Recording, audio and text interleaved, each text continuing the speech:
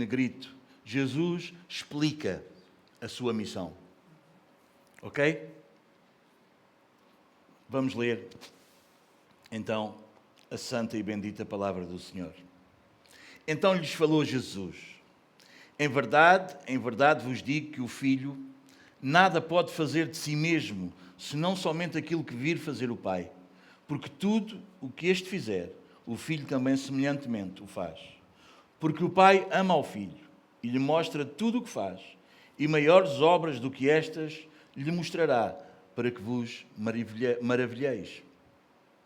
Pois assim como o Pai ressuscita e vivifica os mortos, assim também o Filho vivifica aqueles a quem quer.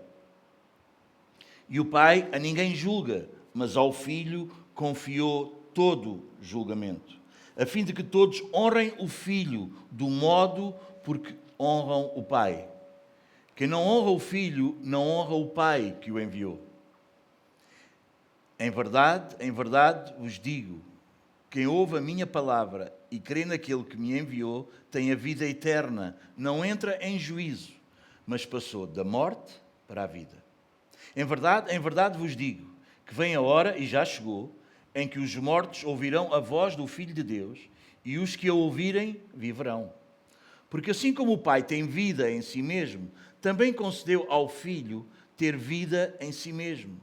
E lhe deu autoridade para julgar, porque é o Filho do homem. Não vos maravilheis disto, porque vem a hora em que todos os que se acham nos túmulos ouvirão a sua voz e sairão. Os que tiverem feito o bem, para a ressurreição da vida. Os que tiverem praticado o mal, para a ressurreição do juízo. Eu nada posso fazer de mim mesmo, na forma porque ouço, julgo. O meu juízo é justo, porque não procuro a minha própria vontade, e sim a vontade daquele que me enviou. Se eu testifico a respeito de mim mesmo, o meu testemunho não é verdadeiro. Outro é o que testifica a meu respeito, e sei que é verdadeiro o testemunho que ele dá de mim. Mandaste mensageiros a João, e ele deu testemunho da verdade. Eu, porém, não aceito humano testemunho. Digo-vos, entretanto, estas coisas para que sejais salvos. Ele era a lâmpada que ardia e iluminava, e vós quisestes, por algum tempo, alegrar-se com a sua luz. Mas eu tenho maior testemunho do que o de João, porque as obras que meu Pai me confiou para que eu as realizasse, essas que eu faço, testemunham a meu respeito de que o Pai me enviou. O Pai me enviou, esse mesmo é que tem dado testemunho de mim. Jamais tendes ouvido a sua voz, nem visto a sua forma. Também não tendes a sua palavra permanente em vós, porque não credes naquele a quem ele enviou. Examinais as Escrituras, porque julgais ter nelas a vida eterna, e são elas mesmas que testificam de mim. Contudo, não quereis vir a mim para terdes vida. Eu não aceito glória que vem dos homens. Sei, entretanto, que não tendes em vós o amor de Deus. Eu vim em nome de meu Pai, e não me recebeis. Se outro vier em seu próprio nome, certamente o recebereis. Como podeis crer, vós os que aceitais glória uns dos outros, e contudo não procurais a glória que vem do Deus único? Não penseis que eu vos acusarei perante o Pai. Quem vos acusa é Moisés, em quem tendes firmado a vossa confiança. Porque se de facto cresseis em Moisés, também creríeis em mim, porque ele escreveu a meu respeito. Se porém não credes nos seus prescritos, como crereis nas minhas palavras? Amém. Até aqui a palavra do Senhor. Podemos ficar sentados.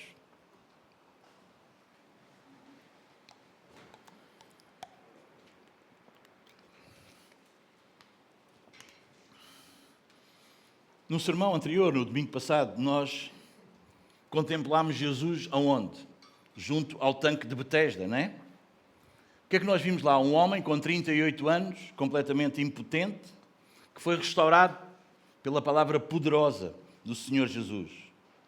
Mas aquele milagre provocou o quê? Uma oposição. Lembram-se disso? Os líderes religiosos não ficaram escandalizados apenas porque Jesus curou no sábado. Ficaram escandalizados porque ele declarou esta frase, lá no versículo 17. Meu Pai trabalha até agora e eu trabalho também. E João acrescenta a isso no versículo 18. Dizia que Deus era seu próprio Pai, fazendo-se igual a Deus. Isto do versículo 18. É exatamente aqui que começa o discurso que nós iremos estudar hoje. Reparem numa coisa, Jesus não recuou, ele não suavizou as suas palavras, ele não procurou evitar o conflito com aquelas pessoas, pelo contrário, ele explica por que razão os judeus entenderam corretamente. Sim, ele é igual ao Pai, mas essa igualdade não quer dizer que provoque uma rivalidade entre eles, nada disso. Esta igualdade é de natureza, é de glória, é de poder, é de obra. Este discurso é um dos pilares da cristologia bíblica. Se alguém perguntar quem é Jesus, João 5, 19 a 47, explica isso de uma maneira extraordinária. Meus amados, é verdade que as pessoas e os dias em que nós vivemos, toda a gente tem uma opinião sobre Jesus. Uns dizem que foi um grande mestre, outros afirmam que foi um profeta, alguns consideram-no um revolucionário, outros veem-no apenas como um exemplo de amor, uma pessoa muito boa.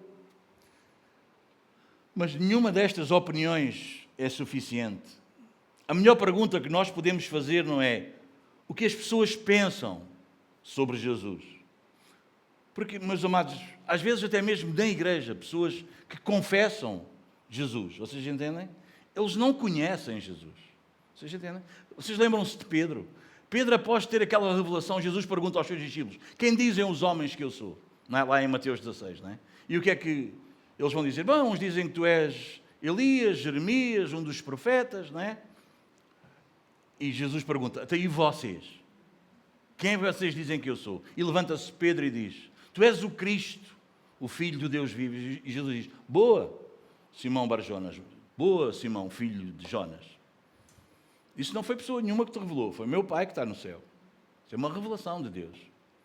Ok? Boa. Mas a seguir diz que Jesus começou a explicar especificamente qual era a sua obra. E aí foi a bronca de Pedro. Quando Jesus disse que tinha que ser entregue nas mãos, não é, dos religiosos, que ele seria morto, ao terceiro dia ressuscitar. Jesus vai e diz: não, Senhor, tu não podes fazer isso. Tu não podes fazer isso. Eu não aceito esse Jesus. Vocês entendem, meus amados? Há muitas opiniões sobre Jesus. E muitas pessoas que dizem que creem em Jesus, mesmo no meio evangélico, mesmo em igrejas evangélicas. Eu creio em Jesus, creio que Jesus é o Filho de Deus, creio que Jesus é o unigênito do Pai, vocês entendem? Mas depois, quando Jesus começa, pelas Escrituras, a explicar a sua obra e quem Ele é, aí começa a bronca. Aí uns começam a ter uma opinião, outros começam a ter outra, outros, eu não aceito isto, eu não aceito aquilo, vocês entendem? Aí é que começa. Então a melhor pergunta é nós vermos quem é que Ele próprio afirma ser. Não é o que as pessoas acham que Ele é, não é a opinião da religião acerca dele, é quem Ele diz que Ele é. Vocês entendem? Jesus vai ter que confrontar Pedro e vai dizer: afasta-te de mim, Satanás. Tu não pensas nas coisas dos homens, tu só pensas nas coisas de Deus. E sabem, só há duas religiões do mundo: a religião do homem e a religião de Deus. Vocês entendem? A religião do homem pensa no homem, nas obras, no que o homem consegue fazer, no que o homem quer receber. Vocês entendem? Há igrejas evangélicas que têm só a religião do homem. O homem é o centro. Vocês entendem? Mas isso não quer dizer que seja correto. Lembram-se da resposta que Jesus deu a Pedro: afasta-te de mim, Satanás. Foi duro Jesus para Pedro, não foi? Tu não pensas nas coisas de Deus, tu só pensas nas coisas dos homens. Lá à frente, Tiago vai dar este exemplo de outra maneira. Vocês entendem? Tiago vai dizer: tu crês que há só um Deus? Crês? Boa, grande coisa.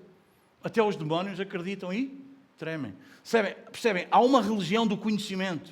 Das pessoas conhecerem. Mas depois, na prática, elas não vivem nada do que elas conhecem. Isso é uma fé demoníaca. Os demónios sabem mais da Bíblia e mais de Deus do que nós algum dia iremos saber, irmãos. por melhores estudiosos e teólogos que possamos ser. Os demónios sabem muito mais. Sabem muito mais acerca de Deus do que qualquer um de nós. No entanto, eles são demónios. A questão não é, vocês entendem, não é a informação que tu tens sobre Deus. A questão é o que é que a palavra de Deus faz na tua vida. O diabo nunca é transformado. Os demónios nunca são transformados. Vocês entendem? Mas eles têm toda a informação. Amém, meus amados? Então quem é que Jesus afirma ser? Amém? Porque quando nós conhecemos Jesus e quem Ele é, a nossa vida é transformada. Não há ninguém que diga que conhece Jesus e a sua vida fica na mesma. É impossível alguém ir a Jesus, o Jesus das Escrituras, e permanecer na mesma. Então a questão não é quanta informação tu tens, quanto tu sabes acerca de, é quanto tu o conheces. Então vamos ver, Ele vai se apresentar. Não esqueçam, Jesus é o autor e o consumador da nossa fé. O autor dos Hebreus diz, nós devemos ter os nossos olhos fixos em Jesus. Sabes, no Antigo Testamento, no Novo Testamento, tudo aponta para Ele. O Novo Testamento só pode ser bem interpretado se o foco for a pessoa de Jesus. O Antigo Testamento só pode ser bem interpretado se o foco for a pessoa de Jesus. Porque tudo é acerca dele. As Escrituras testificam de mim, disse ele. Irmãos, entendem? Então vamos lá fazer esta caminhada com João. Vamos ver o que é que Jesus diz e afirma ser. É precisamente isto que João nos apresenta neste discurso. Cristo abre diante de nós o véu da eternidade. Ele fala da sua relação com o Pai, da sua autoridade, do seu poder para dar vida, do seu direito de julgar toda a humanidade, da honra que lhe pertence. Estas não são palavras de um simples homem, meus amados. Não, de maneira nenhuma. Estas palavras são as palavras do Filho de Deus, do Filho eterno de Deus. Amém? Ora, meus amados, se estas afirmações que nós vamos nos debruçar hoje e meditar nelas forem verdadeiras, então Jesus não pode ocupar um lugar qualquer na nossa vida. Ele não pode ocupar um lugar secundário na nossa vida. Ele exige o primeiro lugar. Ele exige fé. Ele exige adoração. Dar-vos um pouco do contexto. Este é o primeiro grande discurso teológico do Evangelho de João. Até aqui João tem-nos mostrado o quê? Sinais. Agora Cristo passa a explicar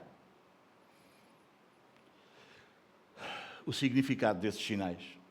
Lembram-se? O paralítico foi levantado. Porquê? Porque Jesus possui vida em si mesmo. O sábado foi reinterpretado. Porquê? Porque Jesus é o Senhor do sábado. Bom, perante isto, o que é que aconteceu? A oposição cresce. Porquê? Porque quanto mais Cristo revela quem é, mais claramente se divide a humanidade. Vocês entendem? Quanto mais Cristo se revela, mais a humanidade se divide.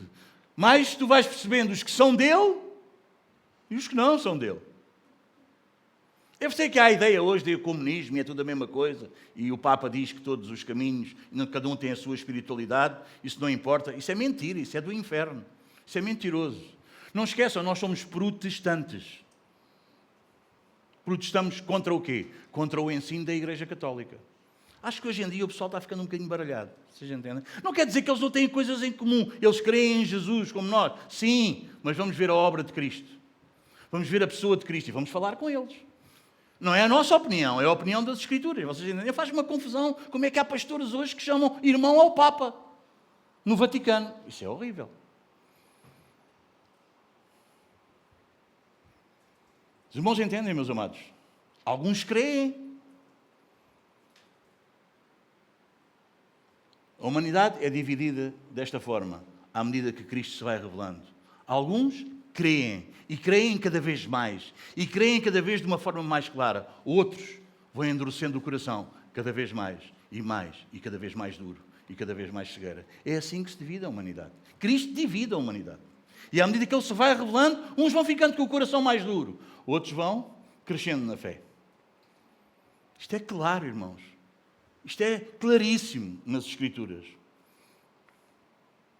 João mostra-nos que não existe qualquer tipo de neutralidade diante da pessoa de Cristo. O tema principal deste texto, deixa-me eu explicar-vos aqui a minha lógica e como eu vos exponho este texto. O tema, o assunto principal deste texto é: o Filho possui a mesma natureza divina do Pai e por isso comunica vida, exerce juízo e merece a mesma honra que pertence ao próprio Deus. O que é que eu me proponho demonstrar e aplicar às nossas vidas hoje de manhã? Porque Jesus é o Filho eterno de Deus, todos os homens devem o quê? Honrá-lo, crer nele e submeter-se ao seu senhorio. É isso que eu me proponho fazer convosco hoje de manhã. Qual é a estrutura que eu arranjei para vos expor isto? Tem 3 pontos. A primeira vai do versículo 19 ao 23. E nós vamos ver que o Filho realiza perfeitamente as obras do Pai. O segundo ponto, do versículo 24 ao 29, diz que o Filho possui autoridade para dar vida e exercer o juízo. E depois do versículo 30 ao 47, o Pai apresenta testemunhas que confirmem que Jesus é o Cristo. Mas este será, querendo o Senhor, para a próxima vez que eu pregar. Está bem? Vamos avançar então? O Filho realiza perfeitamente as obras do Pai. João 5, 19 a 23. Depois de Jesus ter sido acusado de blasfémia, podíamos esperar o quê? Que ele podia dizer àquelas pessoas: espera, calma, pessoal, calma. Vocês entenderam mal as minhas palavras. Eu vou explicar melhor. Mas Jesus faz exatamente o contrário. Em vez de diminuir a afirmação anterior, ele vai ampliá-la.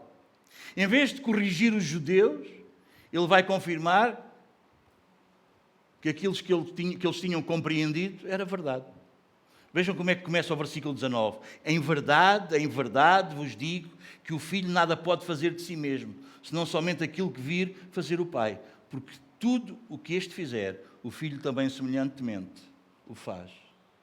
Esta expressão aqui, reparem, prestem atenção, em verdade, quer dizer amém. Aparece muitas vezes repetidas no Evangelho de João. Sempre ela quer introduzir uma verdade de enorme importância. É como se Jesus dissesse assim: ouçam com toda a atenção, prestem atenção, com ouvidos de ouvir. Eu vou revelar algo absolutamente verdadeiro. E o que é que ele diz? O Filho nada pode fazer de si mesmo. Bem, alguém poderia pensar que esta frase está a diminuir a pessoa de Cristo. Alguns grupos que negam a divindade de Jesus vão usar este versículo para afirmar que ele seria menor, que ele seria inferior ao Pai. Mas basta continuarmos a leitura como nós fizemos para perceber exatamente que o que acontece é precisamente o contrário. Jesus não está a falar de incapacidade, ele está a falar da sua perfeita unidade com o Pai. Quando ele diz nada faz de si mesmo, significa que ele nunca age de forma independente ou contrária ao seu Pai. Entre o Pai e o Filho não existe qualquer conflito de vontade. Não existe qualquer divergência no propósito. Nem existe qualquer competição. O Filho faz tudo o que o Pai faz porque partilha plenamente da mesma natureza divina. Os irmãos entendem? É impossível que Deus entre em contradição consigo mesmo. Assim também é impossível que o Filho haja em oposição ao Pai. João Calvino, ele comenta este texto dizendo-nos o seguinte: Cristo não exclui o seu poder, antes demonstra que o seu poder é inseparável do poder do Pai, porque ambos possuem a mesma essência divina. Que equilíbrio extraordinário, vocês não acham? Jesus distingue-se do Pai em pessoa, claro, mas identifica-se plenamente com o Pai quanto à natureza e à sua obra. Mais ou menos, não é? Mais ou menos como nós, humanidade, homens. Nós temos a mesma natureza. Qual natureza? humana, mas somos pessoas distintas. Conseguimos perceber? O Pai e o Filho têm a mesma natureza divina, mas eles são pessoas distintas. Conseguimos perceber? Ok? Está fácil? Uma maneira simples de nós. Vocês entendem? Mas Deus é só um ou são três? Não são três deuses. É só um Deus. Com três pessoas. Possuem a mesma natureza divina. Pai é divino, o Filho é divino, o Espírito é divino. É a mesma natureza, só que eles são três pessoas. É precisamente este fundamento que nos dá a doutrina da Trindade. Nós não encontramos a palavra Trindade na Bíblia, mas também não conseguimos encontrar uma palavra melhor que defina o que é este Deus. Amém? Um só Deus, três pessoas distintas, co-iguais, co-eternas, co-substanciais. O Filho faz tudo o que o Pai faz. Jesus persegue. Porque tudo o que este fizer, o Filho também semelhantemente o faz. Reparem na força destas palavras. Jesus não nos está a dizer o Filho faz muitas das obras do Pai. Ele não nos está a dizer o Filho faz algumas das obras do Pai. Ele afirma tudo o que o Pai faz, o Filho igualmente faz. Pense nas implicações disto. Pensem nisto. Quem criou todas as coisas? Deus. Mas em João, no início, quando nós estudámos lá no início, do versículo 1 ao 3, o que é que diz? O que é que diz? Todas as coisas foram feitas por intermédio dele. Quem? O Verbo. Quem? Cristo. Quem sustenta o universo? Deus. Mas em Hebreus, capítulo 1, versículo 3, o que é que nos afirma? Que ele sustenta todas as coisas pela palavra do seu poder, havendo Deus falado ultimamente, não é? Muitas vezes e de muitas maneiras pelos profetas, hoje, nos últimos tempos, fala-nos pelo Filho. E Ele sustenta todas as coisas. Vocês entendem? Quem é que perdoa pecados? Somente Deus. Mas lembram-se do paralítico de Cafarnaum? Ele diz para o paralítico, perdoados são os teus pecados. E os fariseus e os saduceus e aquela gente fica escandalizada. Quem é este que perdoa pecados? Só Deus pode perdoar pecados. Quem é que ressuscita mortos? Somente Deus. Mas Jesus ressuscita mortos. Quem é que julgará toda a humanidade? No Antigo Testamento, em Gênesis 18, 25, afirma que Deus é o juiz de toda a terra. Mas Jesus declara-nos na passagem que nós acabámos de ler que todo o julgamento foi entregue ao... Isto é bom para o pessoal que pega versículos isolados e diz que Jesus não julga ninguém.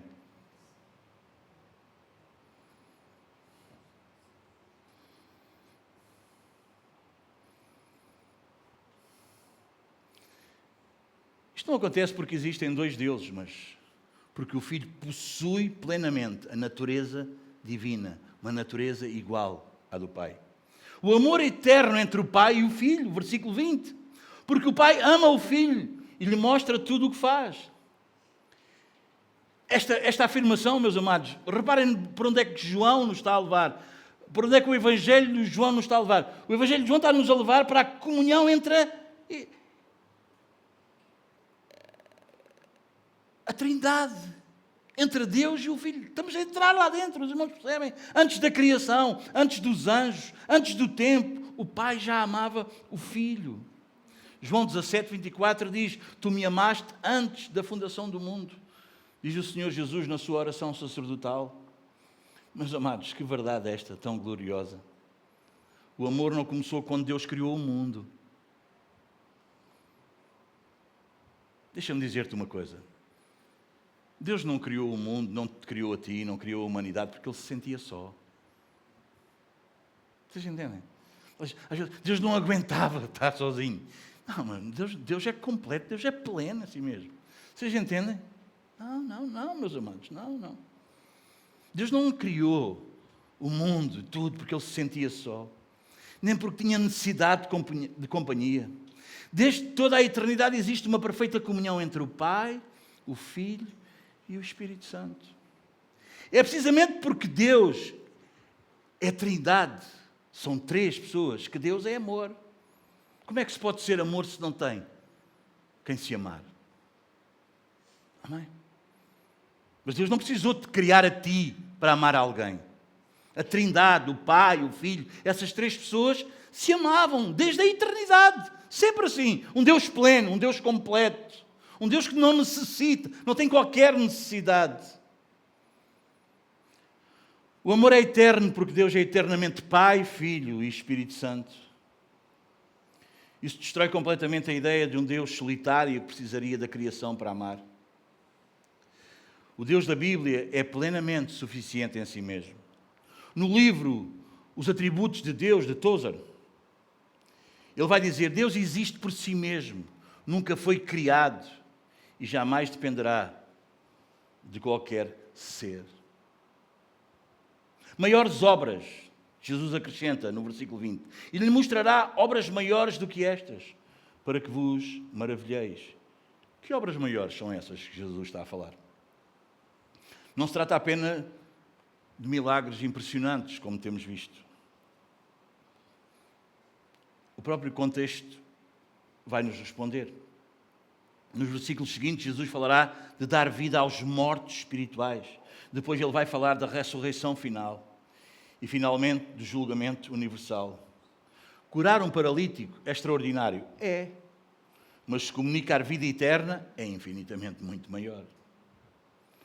Ressuscitar todos os mortos no último dia será a manifestação suprema do seu poder. João, não sei se vocês percebem, mas João está-nos a preparar para contemplarmos, para vermos, para olharmos para Cristo, não como um médico simplesmente dos corpos, mas como o Senhor da vida e o juiz de toda a humanidade. Vivemos numa cultura, meus amados, deixem-me aplicar isto a nós hoje, que aprecia Jesus enquanto Ele cura, consola, ajuda. Mas quantos nós não conhecemos que rejeitam o Jesus que exige adoração? Quantos não rejeitam um Jesus que exige ser adorado? Eu creio em Jesus, mas não preciso de igreja. Para que estar todos os domingos? O que é isso? Fanatismo. Vocês entendem, meus amados? Há quem troque a reunião, a adoração, por outra coisa qualquer. Isso é complicado. Amém, meus amados? É complicado. O Senhor Jesus disse-me: buscai o reino de Deus em primeiro lugar. Não quer dizer que não haja coisas que sejam lícitas, meus amados. Nada pode entrar em conflito com o que Ele coloca em primeiro lugar. E em primeiro lugar, Ele deve ser adorado. Deixa-me dar-vos um exemplo, por exemplo. Hospitalidade é bíblico ou não? Recebermos pessoas é bíblico ou não? É bíblico. Mas isso não pode estar em conflito com a adoração. Vocês entendem? Há prioridades. Não sei se estou-me a fazer entender. Vocês entendem? Receber pessoas é lícito, claro. Sermos hospitaleiros, a Bíblia diz que devemos ser. Mas o que é que nós devemos ser acima disso? Adoradores. Há prioridades. Há coisas, meus amados, que são lícitas, que não são inimigas, mas cada uma tem que ter o seu lugar. E nós precisamos conhecer a pessoa do Senhor Jesus e quem verdadeiramente Ele é. É por isso que nós precisamos das Escrituras e estudar as Escrituras, para que a nossa vida não seja como a do Eclesiastes, como Salomão escreveu lá no livro de Eclesiastes. Não seja o quê? Vaidade, uma coisa vã, uma neblina, é correr atrás do vento. Amém, meus amados? Cuidado com as tuas prioridades. A Escritura ensina-nos. Domingo, estás a dizer isso porquê? Estou a dizer isso porque eu sou vosso pastor. E eu não quero corrigir-vos comportamentos. Estava a dizer isso na classe de novos membros. Eu não quero corrigir comportamentos. Eu quero pastorear corações. Eu quero que o teu coração esteja saudável. Eu quero que a tua alma, eu quero que o teu coração palpite por aquilo que é certo, por aquilo que é bíblico. Não pelos meus gostos, nem pelos teus gostos. Até porque Deus é tão bom que Deus até nos concede prazeres, até nos concede desfrutar. Já viste, tu comes e aquilo tem gosto. Pode ser uma coisa, tem gosto. Tu vais passear, tu vais de férias, nada contra, Deus gosta disso. Percebes? Não estou a falar de gente quadrada, estou a falar de vida. Deus dá-nos o prazer de nós desfrutar. Não é pecado, meus amados. Não, é bíblico. É bíblico. Gozar a vida é bíblico. Mas temos o quê? Prioridades. Sabes para quê? Para que esse gozo seja bom. Para que não seja o correr atrás do vento. Para que nós não trocamos as dádivas que Ele nos dá, os dons que Ele nos dá. Para que nós não coloquemos nesses dons a nossa esperança. Que nós não coloquemos nessas dádivas, nesses presentes, a nossa vida. Deixem-me dar-vos um exemplo. Você já vê antigamente, quando o pessoal ia para a guerra, ultramar e não sei o quê, alguns deixavam cá as namoradas e eles escreviam cartas para as namoradas. E aquelas cartas eram cartas de amor, de compromissos. Quando voltassem, iriam casar, não esqueceram o seu compromisso. Vocês entendem? E os carteiros iam entregar essas cartas por essas terriolas fora do nosso país. Sabe o que aconteceu com algumas pessoas? Elas apaixonaram-se pelo carteiro.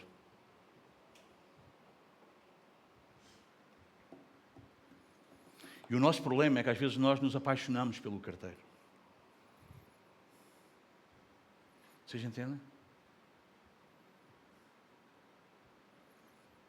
Esquecemos de quem?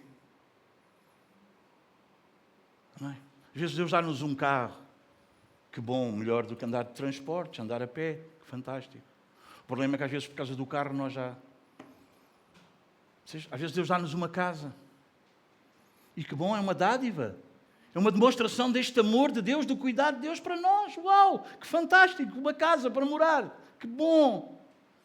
E nós devemos ser gratos. O problema é quando a casa toma lugar. Vocês não estão a entender o que eu estou a dizer? Dá-nos uma família, que bom!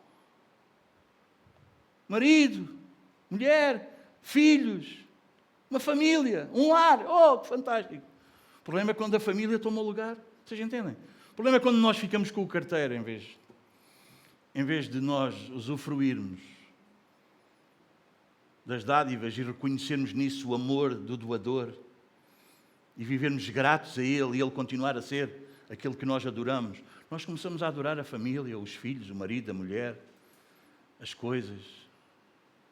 Que o Senhor tenha misericórdia de nós. Precisamos das Escrituras. Precisamos de ir lá vez após vez, para nós não nos desnortearmos aqui.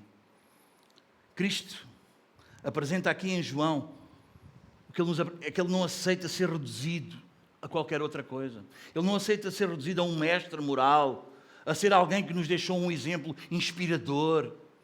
Não, meus amados. Ele reivindica atributos divinos que pertencem a Deus. E porque Ele é Deus, Ele também merece isso. Lembra-se o Salmo 2 que nós lemos no início? Sorri para o filho, para que ele não fique irado, para que ele não se ire. Se tudo o que o pai faz, o filho também faz, então diante dele só existem duas respostas possíveis. Ou nós o adoramos, ou nós o rejeitamos. Não existe aqui uma terceira posição. C.S. Lewis, ele disse o seguinte: Jesus não nos deixa a possibilidade de considerá-lo apenas um grande mestre moral. Se as suas afirmações forem verdadeiras, ele é o Senhor. Se forem falsas, não pode ser considerado apenas um homem sábio. Vocês entendem? Não dá. Não dá. Se as afirmações que ele faz dele mesmo são verdadeiras, então ele é o Senhor. Percebes isso? Ele não é o amigo. Não é como alguém que eu já contei aqui que dizia ele é o bacana. Não, meus amados. Ele é o Senhor. Ele é Deus. João escreve o seu Evangelho precisamente para que reconheçamos quem é Jesus. E reconhecendo, criamos nele. Bom, mas Jesus ainda não terminou. Depois de afirmar que realiza tudo o que o Pai faz, ele revela duas obras que pertencem exclusivamente a Deus: dar vida e julgar toda a eternidade. Para espanto dos ouvintes de Jesus naquela altura e espanto de alguns de hoje em dia, ele declara que ambas pertencem ao Filho. Versículos 21 a 23. Pois assim como o Pai ressuscita e vivifica os mortos, assim também o Filho vivifica a quem quer. E o Pai a ninguém julga, mas ao Filho confiou todo o julgamento, a fim de que todos honrem o Filho, do modo por que honra o Pai. Quem não honra o Filho, não honra o Pai que o enviou. Depois de Jesus afirmar que faz tudo o que o Pai faz, ele apresenta estas duas obras: dar vida e julgar toda a humanidade. Jesus reivindica para si que ele não apenas ensina, veio para ensinar doutrinas, mas que ele está a revelar aqui a sua própria identidade. O Filho comunica vida. Assim como o Pai ressuscita e vivifica os mortos, assim também o Filho vivifica a quem quer. O Antigo Testamento apresenta-nos Deus como o único Senhor da vida. Moisés, no cântico lá em Deuteronômio 32, versículo 39, diz: eu mato e eu faço viver. Ana, no primeiro livro de Samuel, capítulo 2, versículo 6, ela ora a Deus e ela diz: o Senhor é o que tira a vida e a dá. Os judeus conheciam bem estas passagens que eu vos acabei de citar. Eles sabiam muito bem que a prerrogativa de dar vida era exclusiva de Deus. Agora vem Jesus e afirma que o Filho faz exatamente o mesmo. Mas há aqui uma expressão ainda mais impressionante. Não sei se vocês perceberam, eu dei uma entoação quando li o texto. O Filho vivifica aqueles a quem quer. Aqui encontramos a soberania absoluta de Cristo.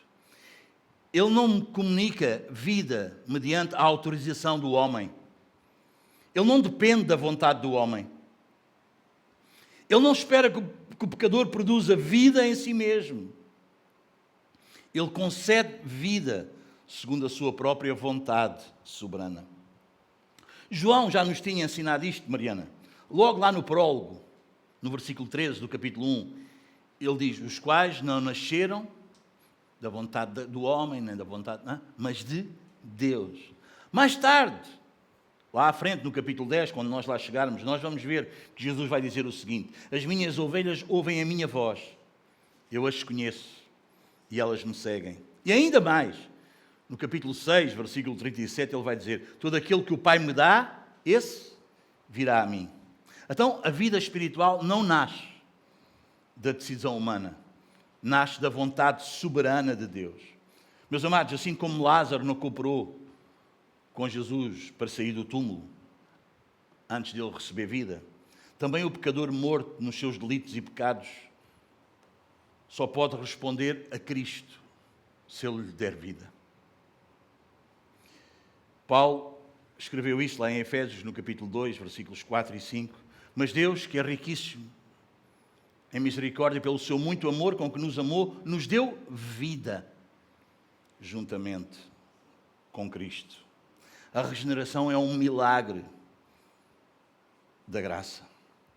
Há vida física e vida espiritual. Neste momento, Jesus fala tanto da espiritual como da futura ressurreição do corpo. O contexto vai-nos mostrar ambas.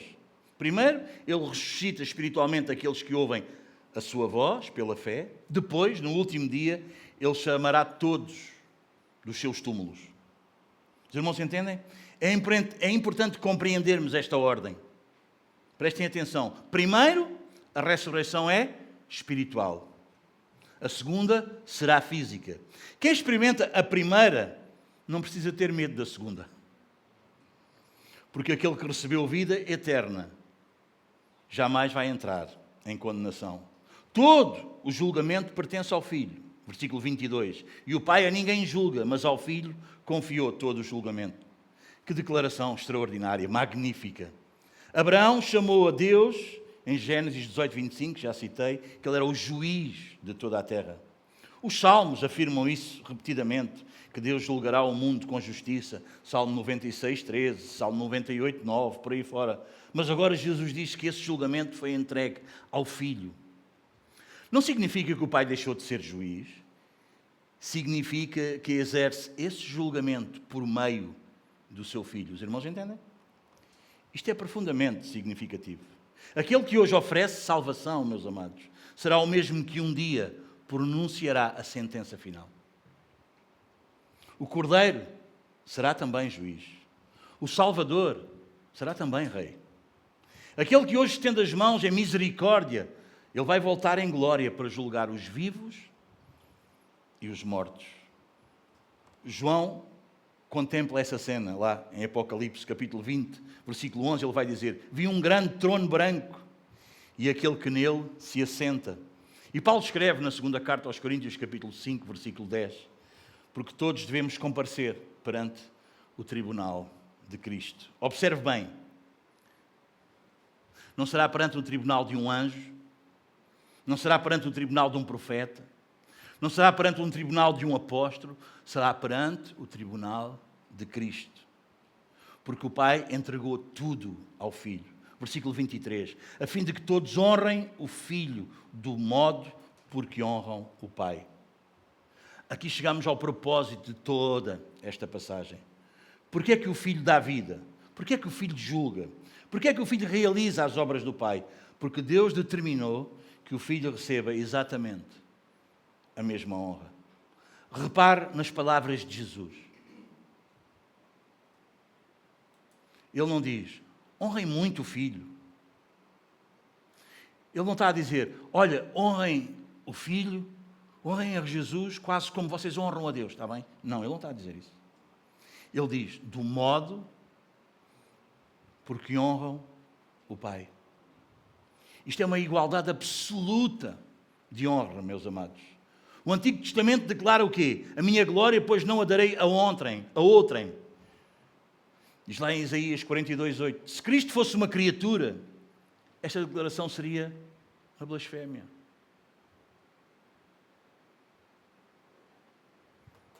Meus amados, fizeram aqui há uns anos uma pergunta.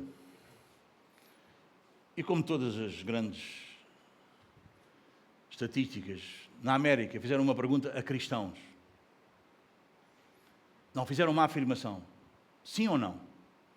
E eles perguntaram: Jesus foi a primeira grande criação de Deus. Sim ou não? O que é que tu responderias?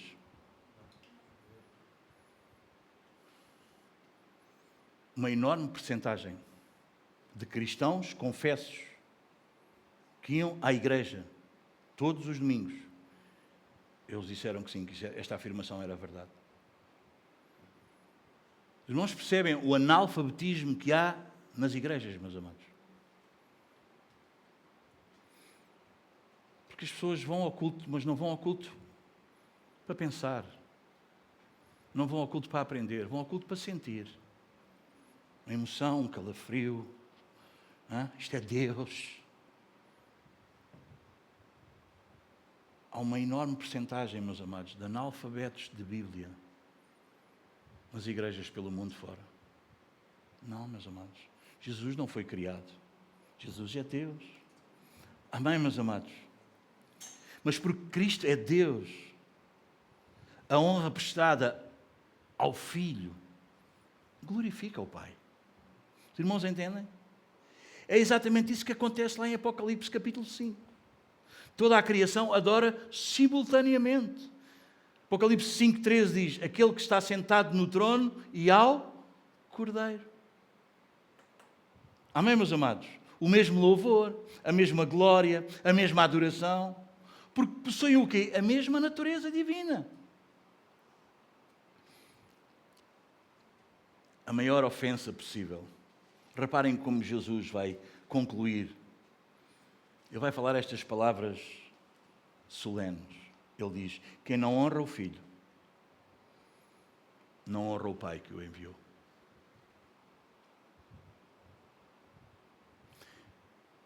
Esta afirmação do Senhor Jesus, meus amados, destrói toda a ideia de que alguém pode conhecer a Deus rejeitando Cristo. Tu não conheces Deus através de Maria. Tu não conheces Deus através de espíritos não sei do quê. Tu não conheces Deus através da religião.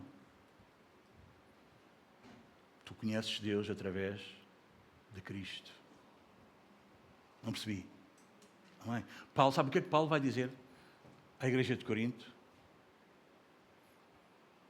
Eu não propus outra coisa perante vocês, a não ser pregar-vos Cristo e este crucificado. Jesus, quem Ele é e a sua obra. Não é? E isso distingue, isso divide a humanidade. Isso divide das igrejas. Vocês entendem? Isso divide quem é e quem não é. Vocês entendem? Paulo diz, eu não quis saber de outra coisa, não quis saber de mais nada. Cristo, quem Ele é e a sua obra. E este crucificado. Não é? Isso diz, meus amados. Isso diz. É impossível. Não há maneira de conhecer a Deus. As pessoas podem dizer que conhecem, mas é um Deus da imaginação delas. Ou da imaginação de alguém. Não o Deus das Escrituras. Não é? Ninguém nunca ouviu a Deus, nem viu a Deus. O Filho unigênito estava no seio do Pai. Esse o revelou. Não é, meus amados? Não há como tu ouvires Deus, veres Deus. Não há como. Como é que pode ser? Cristo, pessoa de Jesus. Eu ouvi Deus e porque não sei o quê, com este, com aquilo. Não há nada. Isso é só Jesus. Jesus. Meus amados, é impossível. Não existe um culto verdadeiro que seja feito ao Pai sem o Filho. Não existe, meus amados. Não existe. Porque eu estava a dizer aos membros da classe de novos membros, aos irmãos da classe de novos membros. Meus irmãos, não há como. Não há como. Não há como. Às vezes pode parecer repetitivo. Senhor, nós vimos a Ti não pelos nossos méritos, mas pelos méritos do Senhor Jesus. E às vezes parece que as nossas orações são repetitivas e parece que dizemos isto só porque é bonito, soa bem. Não, meus amados, é a realidade. É a realidade. Se não fosse o Senhor Jesus, como é que nós falávamos com Deus? Como é que nós nos dirigíamos depois a Deus, depois de nós termos caído, depois de nós termos pecado? Como é que nós nos dirigíamos? Estávamos que acabou a história. O nosso desempenho, o nosso esforço acabou naquele momento. Como é que nós teríamos coragem de nos dirigirmos a Deus outra vez e dizer, Senhor, perdoa-me? Como é que nós... Não havia ligação. Não havia... Cristo, meus amados. Cristo. Uma igreja que é a igreja exalta Cristo, meus amados. Não há como. O Espírito Santo foi-nos dado não para falar dele mesmo, mas para quê? Para exaltar Cristo. Uma pessoa cheia do Espírito não fala dele, fala de Cristo. Amém, meus amados. Não há culto verdadeiro sem ser por meio do Filho. Não existe salvação sem ser por meio de Cristo. Não existe reconciliação com Deus ignorando o Filho. Não há como. Por isso, meus amados, todas as religiões que rejeitam a divindade e a obra de Cristo permanecem afastadas do verdadeiro conhecimento de Deus. O próprio Jesus disse, eu sou o caminho, a verdade e a vida. Ninguém vem ao Pai senão por mim. Meus amados, a exclusividade de Cristo não é uma arrogância nossa, cristãos reformados, vocês entendem? Não é uma invenção da igreja. Não, meus amados. Isto, como nós vemos neste texto, é reivindicado pelo próprio Senhor Jesus.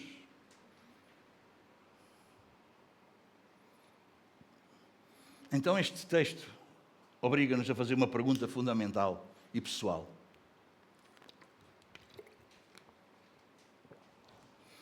Quem é que ocupa o centro da tua adoração?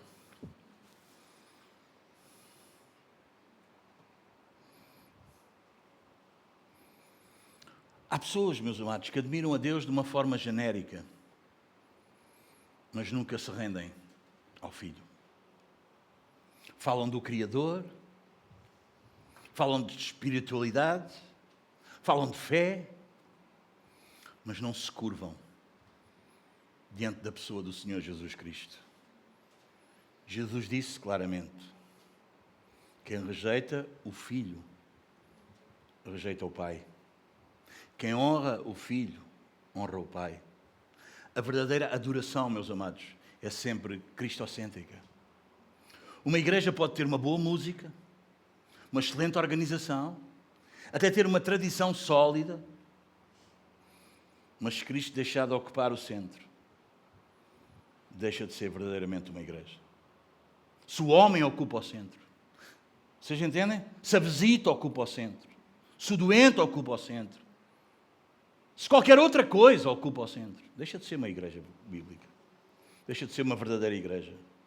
Porque toda a vontade do Pai é que o Filho seja exaltado. Como Paulo escreveu lá na carta aos Filipenses, vocês lembram-se? Versículos 9 a 11 do capítulo 2.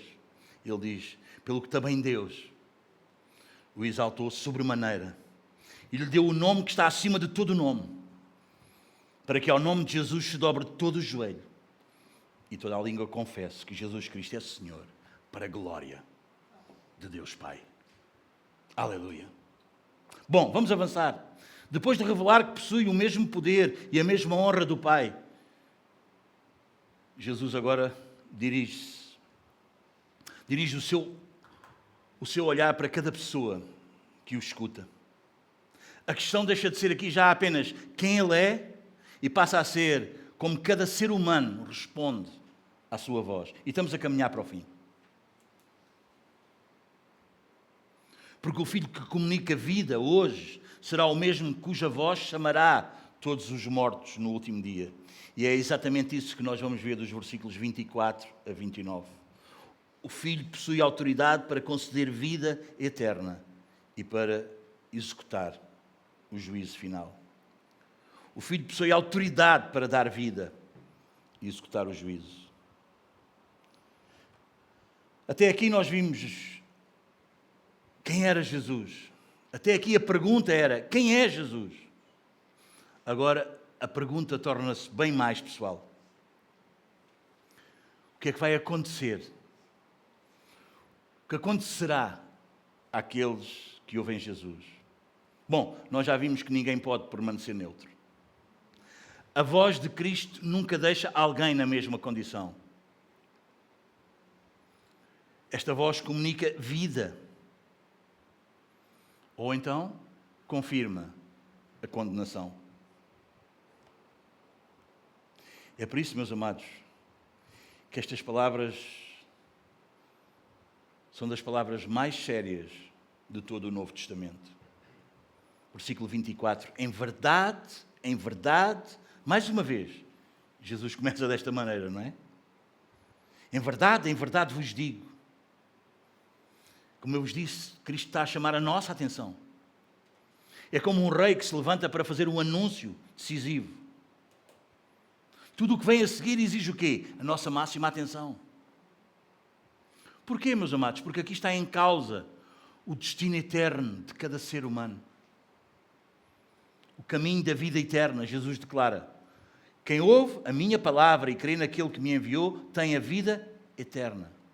Observa mais uma vez a ordem, porque é importante ler devagar, é importante meditar, é importante parar, pensar. Percebes? Crer também é pensar. Não é só porque isto é um livro de John Stott. É porque é a realidade. Assim deve ser. Primeiro ouve, depois crê. A fé bíblica, meus amados, nunca nasce da nossa imaginação. Sempre nasce da palavra de Deus. Lembram-se do que nós falámos anteriormente? Não sei se foi no domingo passado, se foi no outro. Assim a fé vem pela pregação e a pregação pela palavra de Cristo. Romanos 10, 17. Mas ouvir, o que é que significa aqui ouvir, irmão? Ouvir aqui é mais do que escutarmos um barulho, um som. Muitos, meus amados, ouviram Jesus fisicamente. Sim, poucos o ouviram espiritualmente. O verbo usado aqui por João transmite a ideia, este ouvir, o verbo transmite a ideia de acolher, receber, submeter-se. É a mesma diferença que existe entre ouvir o som de uma voz ou obedecer à voz do pastor. Percebes? É por isso que Jesus dirá mais tarde, como eu já vos mostrei lá no capítulo 10, as minhas ovelhas ouvem a minha voz. Elas não escutam apenas. Vocês entendem? Não ouvem simplesmente o som. Elas reconhecem, elas creem, elas seguem.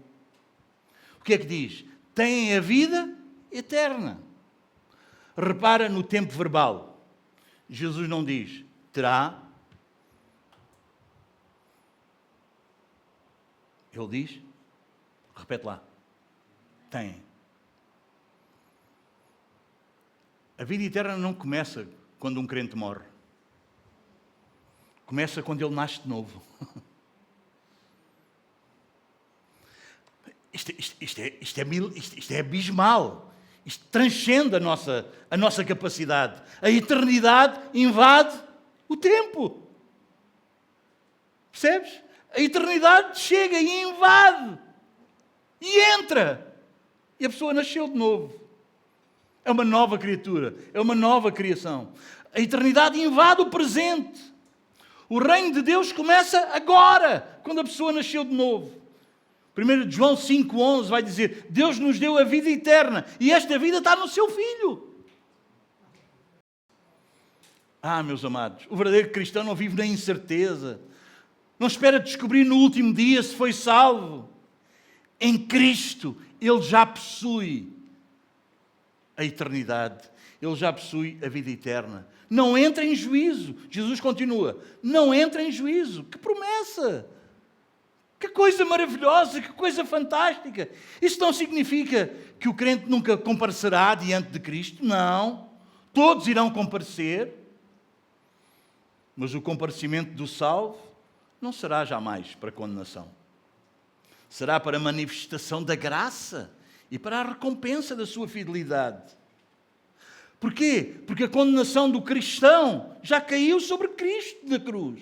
Como Paulo escreveu em Romanos 8,1 e nós lemos a semana passada. Agora, pois, já nenhuma condenação há para os que estão em Cristo Jesus. No Calvário, o juiz foi julgado no lugar dos culpados.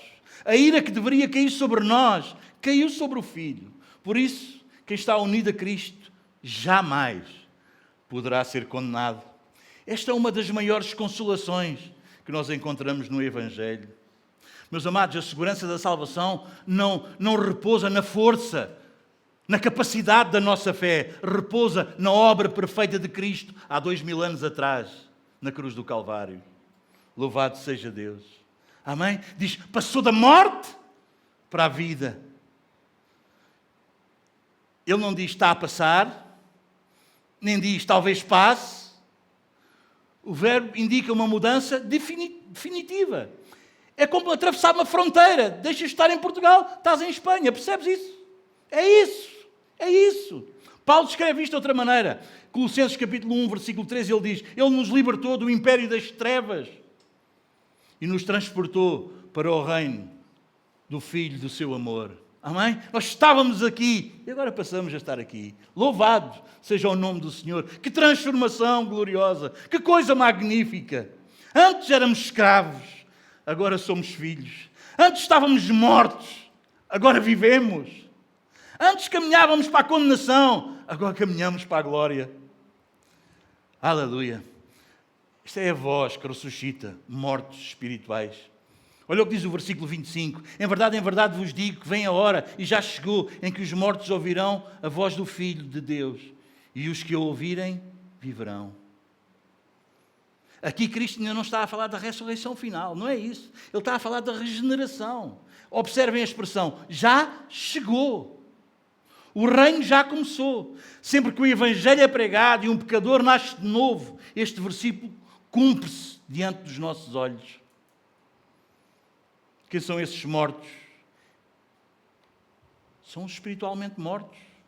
Os mesmos de Efésios 2, que nós lemos, de Colossenses 2, os mesmos que João representou através do paralítico de Betesda. Mas eles estão mortos, mas acontece alguma coisa extraordinária. Eles ouvem e vivem. Como é que podem os mortos ouvir? Porque a voz que chama é a mesma voz que comunica a vida. Vocês lembram-se? Falámos disso a semana passada. Foi assim na criação. Haja luz e houve luz. A criação não precisou fazer nada, vocês entendem? Não, a própria voz que fala, que diz, a própria voz que comunica, a própria voz cria. Vocês entendem, meus amados? Foi assim com a criação, foi assim com Lázaro. É assim contigo e comigo quando tu nasceste de novo. A própria voz que chamou pelo teu nome te deu nova vida e Deus começou a obra na tua vida. Ele deu-te vida e agora vamos lá, vamos trabalhar nisso a vida inteira. Amém, meus amados? Deus nos chama e alguns dizem não querem, e Deus fica ali aflito, eu queria tanto que este fosse. Não, isso não acontece. Vocês entendem? Isso não acontece. Deus não é aquele cavalheiro que bate à porta, deixa eu ver se este quer. Não, quando Deus te chama, Deus faz a obra na tua vida, ponto. Deus é soberano. A voz que chama é a voz que comunica a vida, é a voz que cria, é uma nova criatura. Alguém entende?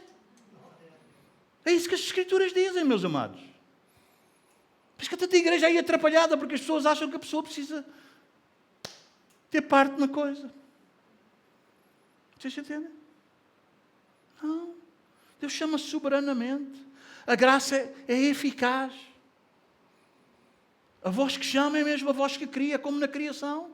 É como acontece no novo nascimento e é como vai acontecer no último dia. E os mortos vão sair dos túmulos, percebes? É a mesma coisa. É essa voz.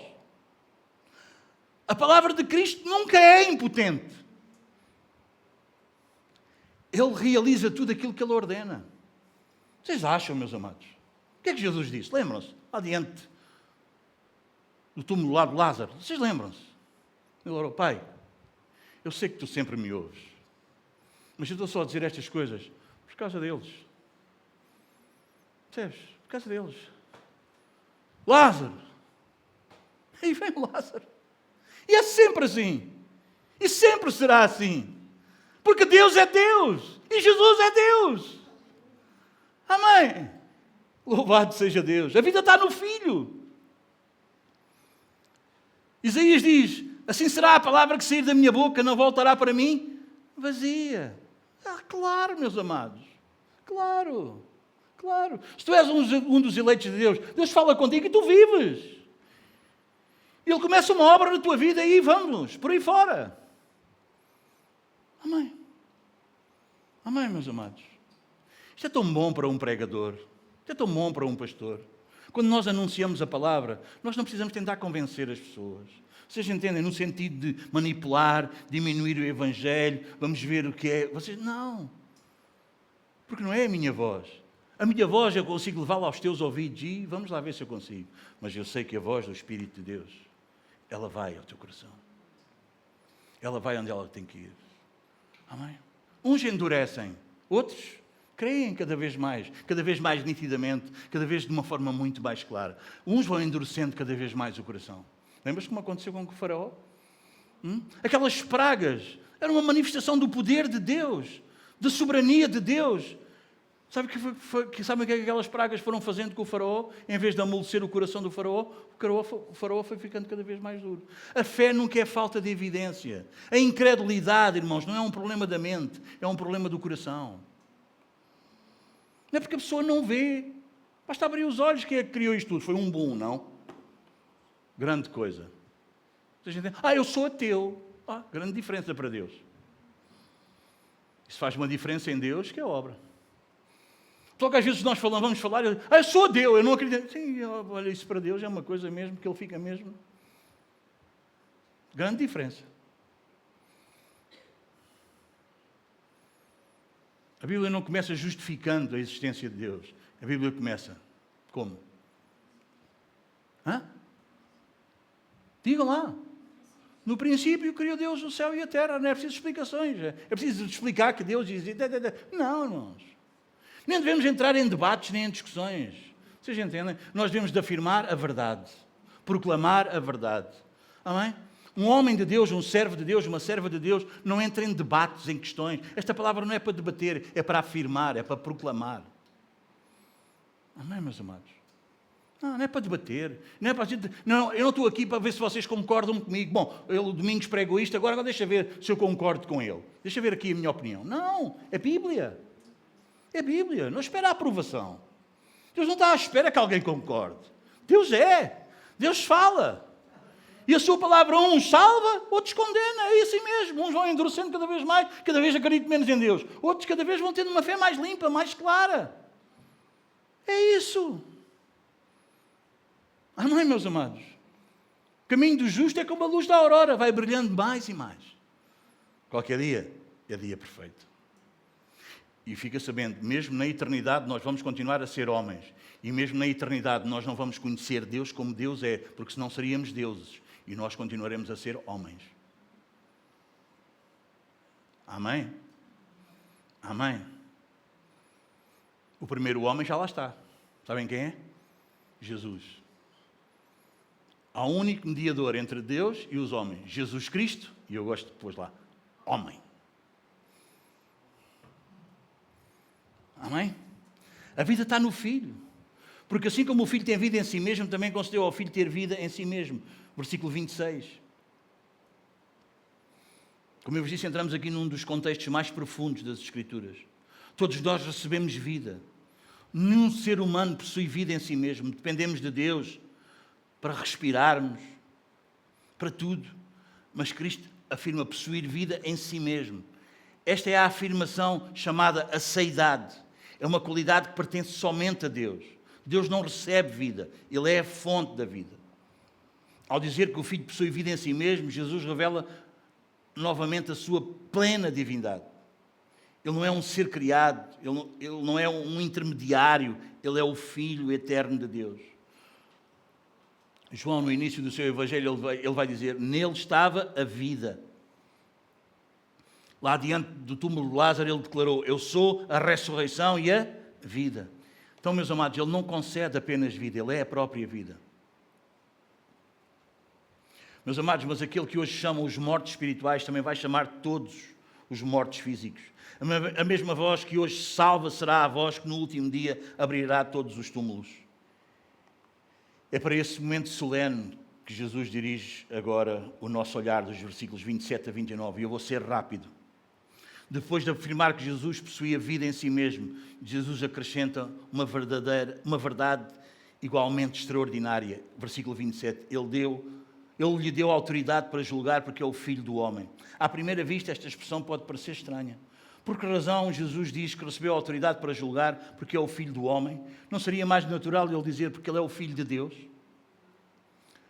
Mas esta resposta nós só encontraremos lá no livro de Daniel. Vocês lembram-se quando estudámos o livro de Daniel? Daniel 7, 13 e 14 diz, eis que vinha com as nuvens do céu, um como o Filho do Homem. Foi-lhe dado domínio, glória e o reino, para que os povos, nações e homens de todas as línguas o servissem. Este Filho do Homem não é um simples ser humano. Ele recebe adoração universal, ele recebe um reino, ele recebe domínio sobre todas as nações. Vocês percebem? A mentalidade judaica.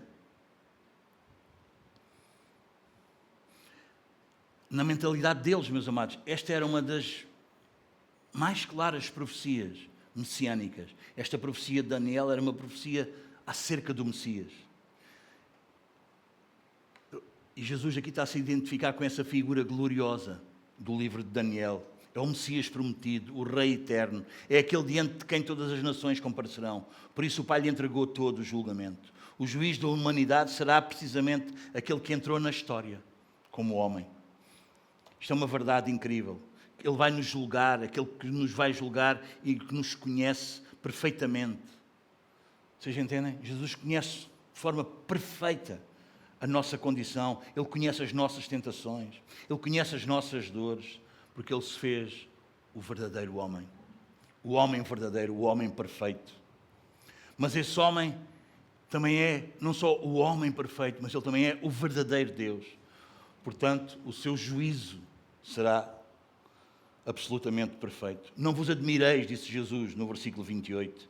Não vos maravilheis disto. Os judeus já estavam admirados com o paralítico restaurado, mas Cristo diz, em outras palavras, vocês ainda não viram nada. O milagre de Betesda foi extraordinário para vocês, mas haverá uma manifestação do seu poder infinitamente maior, a ressurreição universal. Jesus vai declarar no versículo 28, porque vem a hora em que todos os que se acham nos túmulos ouvirão a sua voz. Observe isto cuidadosamente. Jesus não diz alguns, Jesus não disse muitos. Mais uma vez, ele diz todos. Chegará um dia em que cada túmulo será aberto. Os reis, os pobres, os ricos, os famosos, os esquecidos, os jovens, os de mais idade, os crentes, os incrédulos, todos ouvirão a voz do Filho. Que contraste com Betesda. Ali foi só aquele homem que estava paralítico. Ali foi chamado apenas um homem. No último dia, toda a humanidade vai ouvir a sua voz. A voz que disse, levanta-te, ao paralítico. É a voz que chamou Lázaro, vem para fora. Essa será a mesma voz que chamará bilhões e bilhões de pessoas para comparecer diante do seu tribunal. Nenhum túmulo será suficientemente profundo para que não ouça essa voz. Nenhum oceano irá esconder os seus mortos. Nenhuma geração irá ficar esquecida. Aquele que criou todas as coisas chamará novamente toda a humanidade à existência corporal. 2 ressurreições, 2 destinos. Versículo 29. Os que estiverem feito o bem sairão para a ressurreição da vida. E os que tiverem praticado o mal para a ressurreição do juízo. Este versículo precisa ser interpretado à luz de todo o Evangelho, senão nós vamos cair numa heresia. Jesus não está aqui a ensinar a salvação por obras. Vocês entendem? Quem fizer o bem, não é isso que Jesus está a ensinar. Até porque isso seria uma contradição de tudo o que Jesus tem afirmado até aqui. Jesus ensinou repetidamente, quem crê tem a vida eterna. Então as boas obras são a evidência dessa fé verdadeira, nunca a sua causa. Assim como a árvore é conhecida pelos seus frutos, também a fé genuína produz uma vida transformada. Calvino vai comentar estes versículos e ele vai dizer, Cristo não atribui a salvação às obras, mas ele descreve os crentes pelos frutos que inevitavelmente acompanham a fé. As obras revelam a natureza do coração. Elas não compram a salvação. Manifestam quem realmente pertence a Cristo. Amém, meus amados? Então, houve alguém que disse, eu não tenho presente quem falou, mas alguém disse algo assim, e está certo. Nós não somos salvos pelas obras, mas nós vamos ser julgados pelas obras.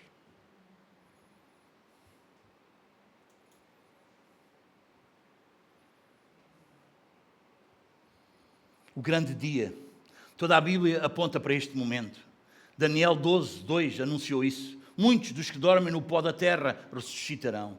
Paulo declarou em Atenas, Atos 17:31, Deus estabeleceu um dia em que há de julgar o mundo com justiça por meio de um varão que destinou. Pedro escreveu, segunda carta de Pedro 3:10, os céus passarão com estriposo estrondo.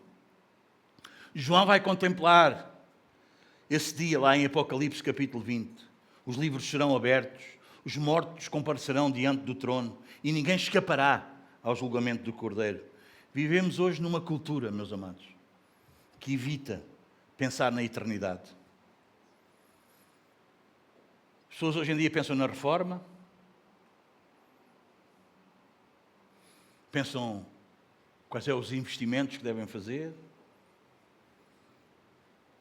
não é? Planeiam as férias, mas poucos planeiam encontrar-se com Deus. Cristo teme em lembrar-nos que esse encontro vai ser inevitável. Todos, crentes e descrentes, ricos e pobres, velhos e novos, bonitos e aqueles que... Pronto. Todos.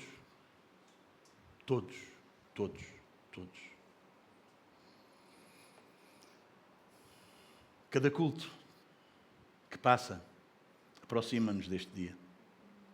Cada sermão que tu ouves aproxima-te desse dia. Cada convite do Evangelho que tu ouves aproxima-te desse dia. Cada oportunidade que Deus te dá de arrependimento aproxima-te desse dia. tudo nos está a conduzir para esse encontro final com a pessoa do Senhor Jesus. A grande pergunta não é quando é que será esse dia?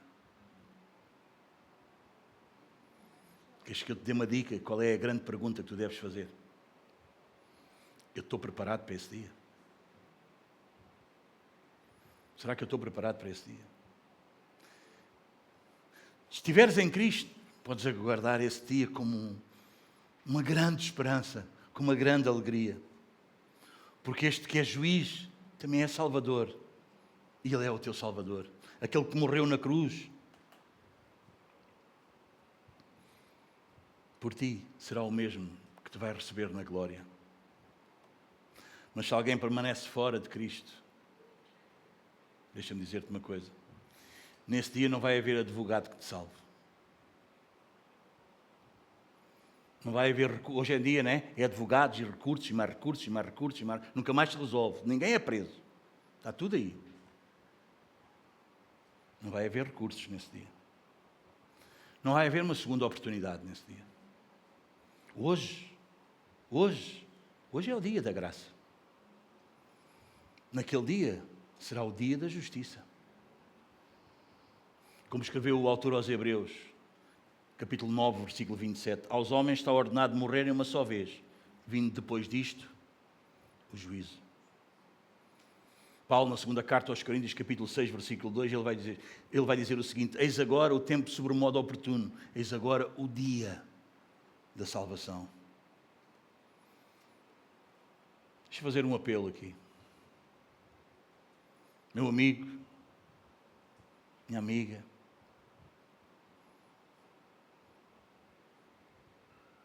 antes de terminar, permite-me fazer uma pergunta. Não estou-te a perguntar se frequentas uma igreja. Não estou a perguntar se já foste batizado. Não estou a perguntar se conheces a Bíblia. Não estou a perguntar se um dia fizeste uma oração.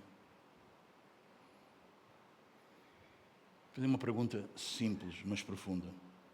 Tu estás realmente em Cristo?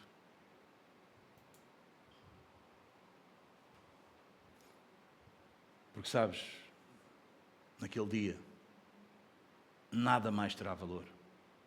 Nada mais. Naquele dia Deus não te vai perguntar quantos sermões tu ouviste, mas Ele vai ver se tu pertences ao Filho. Jesus disse, nem todo o que me diz Senhor, Senhor, entrará no reino dos céus, mas aquele que faz a vontade do meu Pai. E Ele continua, e isso é aflitivo, porque Ele diz muitos naquele dia. Ele diz muitos. Ele diz muitos. Ele também diz, noutro lugar, muitos são chamados, poucos os escolhidos. Ele diz, muitos naquele dia hão de dizer-me, Senhor, Senhor, não fizemos isto e aquilo. A questão não é o que é que tu fizeste para Deus. A questão é o que é que Deus já fez em ti. Lhe direi abertamente, nunca os conheci. Não poucos, muitos. Muitos. Sabes o que é que engloba estes muitos? Pessoas religiosas, pessoas moralmente respeitáveis, pessoas que até pensavam em servir a Deus, mas elas nunca nasceram de novo. E talvez hoje possam viver as vidas tranquilas, porque elas comparam-se com outros e elas até são melhores do que outros.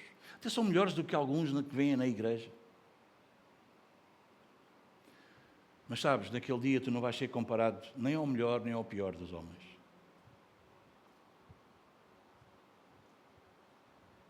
Naquele dia todos nós vamos ser medidos pela perfeita santidade de Deus. E a pergunta é, tu tens a justiça perfeita de Cristo? Paulo vai dizer, considera tudo como esterco. Que ele era, a posição, que ele tinha aprendido, tudo isso é para que possa ganhar a Cristo. Seja encontrado nele. Não na justiça. Vocês entendem? Não numa justiça própria, mas a justiça que vem da fé. Só existem dois grupos de pessoas no mundo, amados. os que permanecem debaixo da ira de Deus e os que foram reconciliados pelo seu sangue, pelo sangue de Cristo. Não existe uma terceira categoria de pessoas. Talvez possa estar a pensar, um dia entreguei a minha vida a Cristo.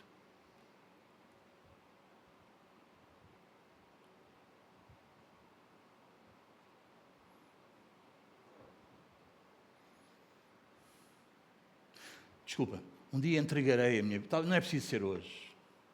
Um dia eu vou entregar a minha vida a Jesus. Eu agora hoje ainda sou novo, ainda quero gozar a vida, não é? Epá, ainda sou um adolescente.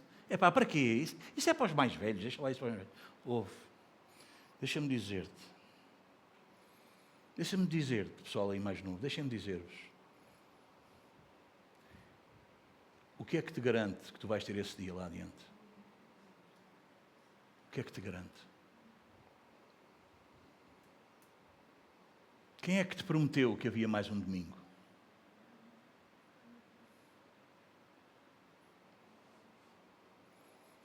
Quem é que disse que havia mais uma semana? Mais um ano? O que nós encontramos nas Escrituras, e é só isso plenamente que eu quero dispor, a Escritura nunca diz para esperarmos. Eu vou-te dizer o que a Escritura diz. Hoje, se ouvires a sua voz, não endureçais o vosso coração. Hebreus 3,15. Hoje, não amanhã, hoje. Se o Espírito está a convencer do teu pecado, não resistas. Corre para Cristo. Não corras para uma religião. Não corras para boas obras. Não faças uma decisão superficial. Hoje, corre para Cristo. Olha para a cruz. Ali, onde o Santo Filho de Deus suportou a ira que o pecado merece. Ali o justo morreu pelos injustos. Ali Deus demonstrou que Ele pode ser justo e ao mesmo tempo justificador. E ao mesmo tempo Ele pode justificar o pecado. Ele pode justificar o pecador que crê na pessoa de Jesus. Romanos 3, 26. Arrepende-te. Abandona o teu pecado. Confia somente no Senhor Jesus. Entrega-te completamente ao Senhor. Porque João 6,37 diz que todo aquele que vem a Ele jamais será lançado fora. Amada Igreja, e a vocês que pertencem a Cristo, deixem-me deixar-vos esta palavra de esperança. Não tenham medo daquele dia. Será o dia mais glorioso da nossa existência. Cristo que nos chamou pela graça. O Cristo que nos chamou durante toda a nossa peregrinação. Mesmo quando havia vezes que nós queríamos desistir. E Ele voltou a chamar-nos. Será o mesmo Cristo que abrirá os braços. E irá nos dizer: vinde, benditos do meu Pai. Entrai na posse do reino que vos está preparado desde a fundação do mundo. Mateus 25, 34. Nesse dia, a fé vai dar lugar à realidade, à visão. A luta vai dar lugar ao descanso. As lágrimas darão lugar a uma alegria eterna. O pecado, esse, desaparecerá para sempre. E estaremos com o Senhor eternamente. Amados, que ninguém saia deste lugar a confiar em si mesmo. Saiam confiando unicamente na pessoa do Senhor Jesus, porque somente Ele salva, somente Ele justifica, somente Cristo pode apresentar irrepreensível diante do trono da glória com alegria. Amém.